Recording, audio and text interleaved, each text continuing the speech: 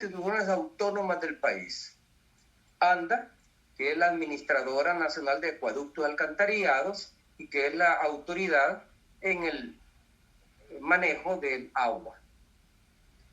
La CEL, que es la Central Hidroeléctrica del Río Lempa, que es la dueña de las centrales hidroeléctricas y de las generadoras de energía eléctrica, tanto térmicas como geotérmicas, y ahora que está haciendo inversiones en la generación a través de paneles solares y la generación a través del viento.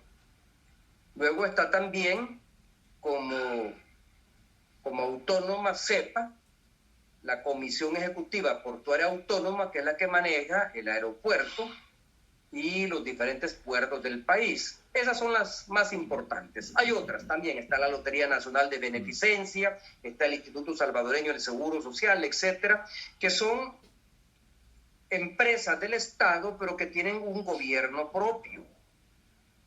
Las decisiones en las autónomas no las toma el presidente de la República.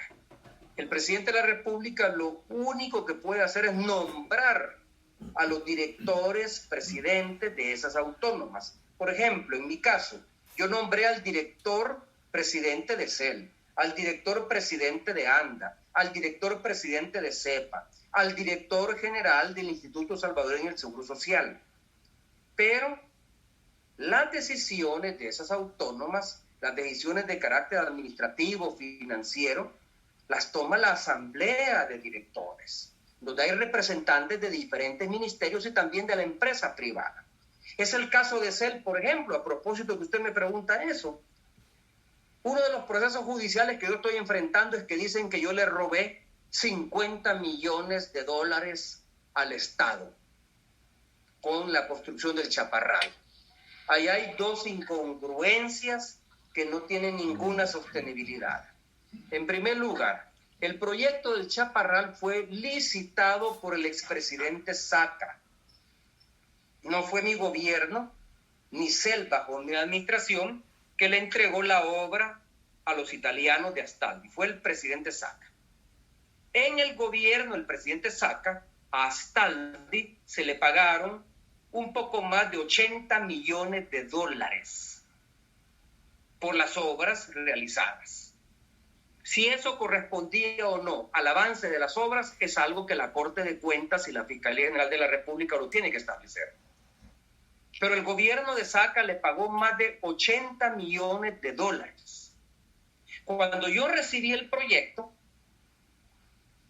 Astaldi argumentó que no lo podía continuar si no se le pagaba un sobreprecio porque la montaña se había desplazado como resultado de las tormentas tropicales y que por lo tanto tenían que hacer trabajos adicionales que no estaban contemplados en el contrato. La recomendación que dio el Consejo Nacional de Energía es que había que cerrar ese contrato y buscar a otra empresa constructora. La decisión de cerrar el contrato no la tomó el presidente de la República, la tomó la Junta Directiva de CEL, en ese entonces presidida por el licenciado Leopoldo Zamur.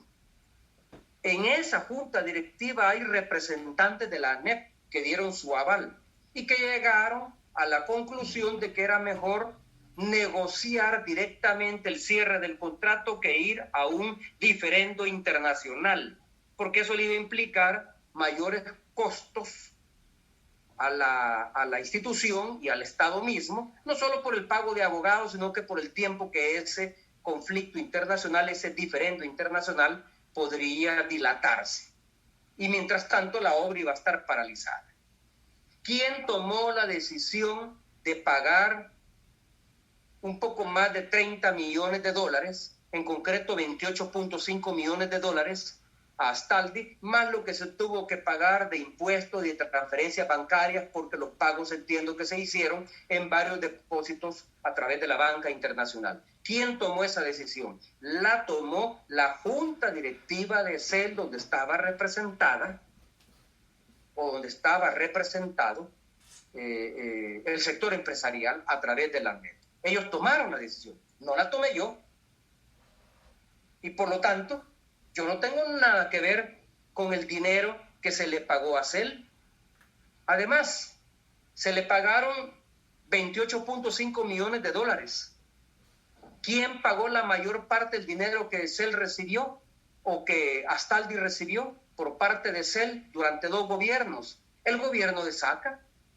De los 108 millones de dólares que recibió Astaldi, el gobierno de Saca pagó un poco más de 80 millones de dólares.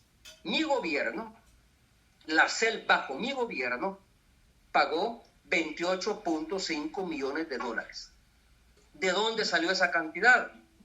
Esa cantidad salió de una asesoría que dio un bufete externo a CEL llamado Rusconi, Medina y Asociados, que fueron los que calcularon la cifra a pagar y los que avalaron esa cifra junto con la Corte de Cuentas de la República. Y resulta que uno de los abogados de ese bufete, el señor Medina, es el que ahora tiene la fiscalía como testigo criteriado, que es el que me acusa a mí de ser el responsable de ese pago, de haber decidido ese pago, de haber impuesto ese pago a la Junta Directiva de CEL cuando yo no tengo facultades para imponer eso, y no solo eso, de haber recibido un soborno de 3.5 millones de dólares. Pero si me permite, vea la incongruencia.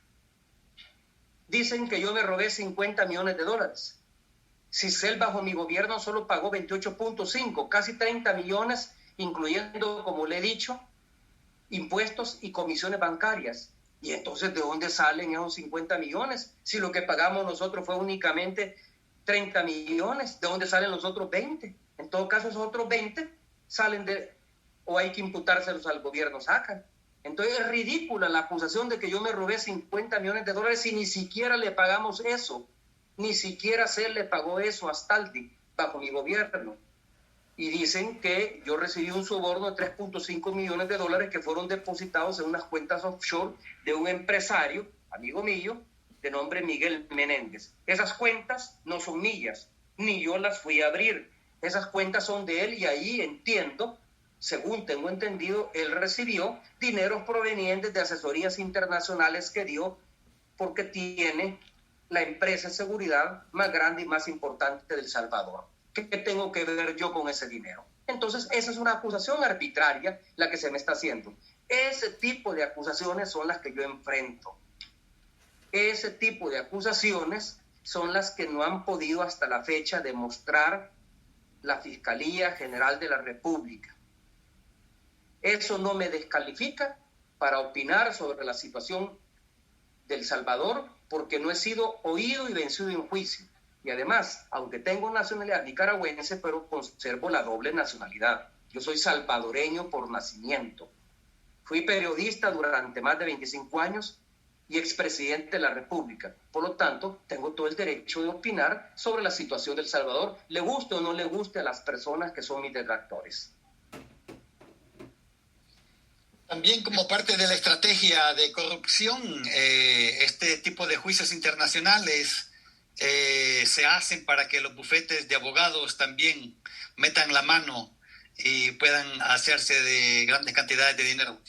La otra pregunta, presidente, ¿por qué tantas órdenes de captura en su contra? La última la anunció el fiscal la semana pasada por el caso Tregua. A usted la fiscalía lo pone como el autor intelectual de ese proceso. ¿Qué piensa hacer con todas esas órdenes de detención? ¿En qué se diferencia la tregua del 2012 con la tregua negociada por Nayib según publicaciones de El Faro? Adelante. Mire, hay dos cosas. Usted me está preguntando por dos cosas. Me está preguntando qué pienso hacer con todas esas órdenes de captura. Absolutamente nada. Esas órdenes de captura no tengo ninguna viabilidad. No tienen ninguna viabilidad. Una orden que no puede ser ejecutada porque legalmente no está sustentada no tiene sentido.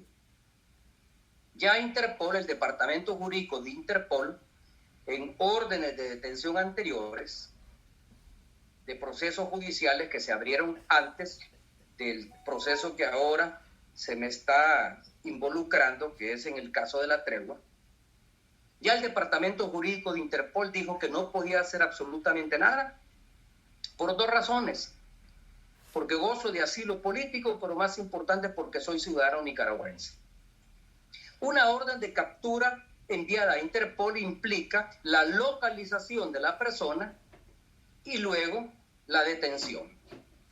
Aquí no tienen que hacer ningún esfuerzo de localización porque todo el mundo sabe, Interpol sabe, la policía de El Salvador sabe, la fiscalía, los jueces en El Salvador, la Corte Suprema de Justicia saben que yo estoy acá viviendo en Nicaragua, en su capital, en Managua.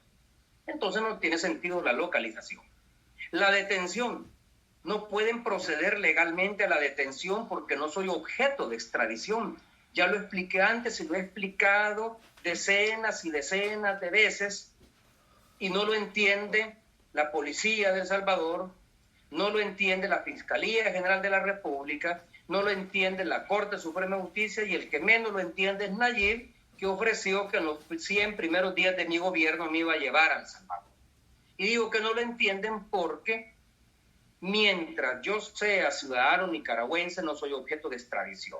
Hace unos días, el connotado abogado Fabio Castillo, ex coordinador del FMLN, que hoy casualmente, fíjese, casualmente, ha sido contratado por Nayib para que lo asesore en el proceso de reforma constitucional, siendo que un presidente de la República no tiene iniciativa de ley para impulsar una reforma constitucional. Una reforma constitucional, de acuerdo a la Constitución, solo puede implementarse si un número no menor a 10 diputados presentan la reforma a conocimiento del Pleno Legislativo. Pero en todo caso, ahí está el doctor Fabio Castillo, ex coordinador del FMLN, trabajando para un gobierno y para un presidente que ha jurado exterminar al FMLN.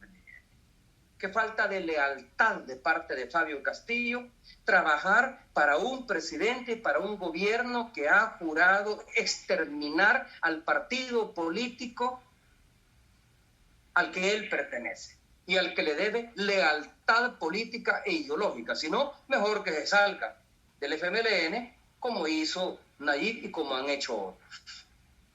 Pero bueno, por la plata baila el mono. Y a este mono le gusta la plata. $2 millones son suficientes razones de peso para convencer a un abogado a asesorar a Nayib Bukele en el proceso de reforma constitucional. Bueno, pues este señor dijo que lamentaba que yo estuviera exilado aquí en El Salvador, dependiendo de el presidente Daniel Ortega y de que el presidente Daniel Ortega pudiera reelegirse y ganar las elecciones acá en Nicaragua, que son en noviembre próximo. Está equivocado. Me sorprende que un constitucionalista como Fabio Castillo pueda cometer semejante desaguisado y tenga semejante ignorancia. La Constitución de la República no solo establece la protección a los ciudadanos nicaragüenses que no son objeto de extradición, sino que establece las causas por las cuales se puede perder la ciudadanía. Y una de las causas por las cuales, la más importante, se puede perder la ciudadanía es que el ciudadano o el naturalizado, como es mi caso, hayamos cometido algún delito grave en contra de la nación, como puede ser, por ejemplo, la traición a la patria. ¿Qué significa? Que mi nacionalidad no depende de que si el presidente Ortega sigue o no en el poder. Que yo estoy seguro que si va a elecciones el próximo año, las gana fácilmente porque de acuerdo a las encuestas electorales, la oposición acá está dividida, desarticulada, muy débil, y si se presenta el presidente Daniel Ortega para otro periodo, seguramente lo gana. Pero no depende de eso. No depende que el presidente Ortega continúe o no continúe en el gobierno. Para perder la ciudadanía nicaragüense, una vez se me ha otorgado, debo de cometer un delito grave en contra de la nación, como el caso de traición. Por lo tanto, me extraña que Fabio Castillo, sumándose a lo que ha dicho el ministro de Seguridad Pública, Rogelio Rivas, hace unos días, o lo que ha dicho el fiscal o lo que ha dicho el propio Nayib. Bueno, de Nayib se entiende porque es un